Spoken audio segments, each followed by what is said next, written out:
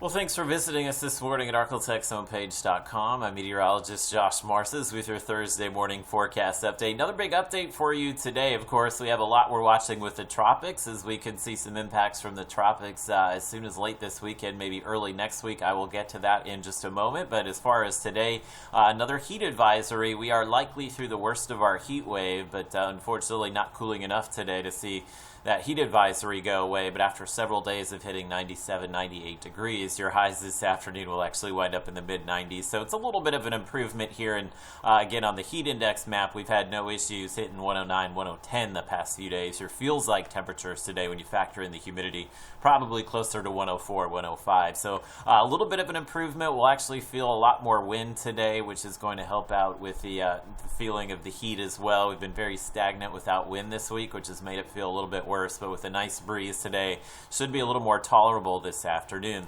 We don't have any rain this morning. Once again, we are expecting a few just what you'd call quick moving thunder showers this afternoon. Futurecast from Robbins Toyota here, not buying into much rain, but we did see a few of these scattered showers yesterday, and that will be a possibility again today, especially along and south of Interstate 20, but we definitely did see some rain in Arkansas yesterday as well, so we can't rule that out again today. Update on the tropics. National Hurricane Center, they're up to a 90% chance of development with our tropical wave that will be moving up into the Gulf of Mexico this weekend. So the conditions here are very favorable for development. So we will likely have either tropical storm or tropical depression, Julian or Ida, just depending on which storm forms first. They are monitoring another system out in the middle of the Atlantic here. But the model trend today has been to speed this thing up and shift it to the east. We said yesterday there would probably be some changes.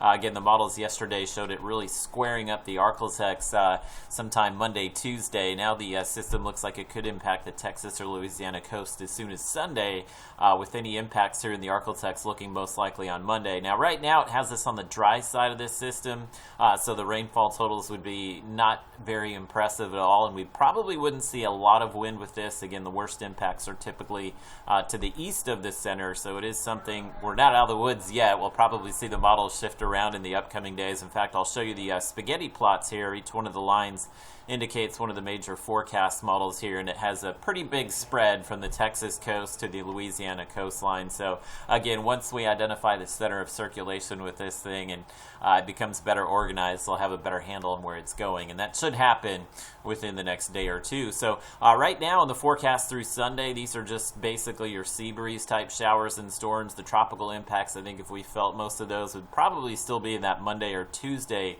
time frame, especially Monday. So that's why I've held the temperatures down a little bit and bumped up the rain chance Monday. But I think after Sunday, there's still a lot of uncertainty with the forecast. So we will bring you frequent updates, and make sure you're checking back for those updates as well.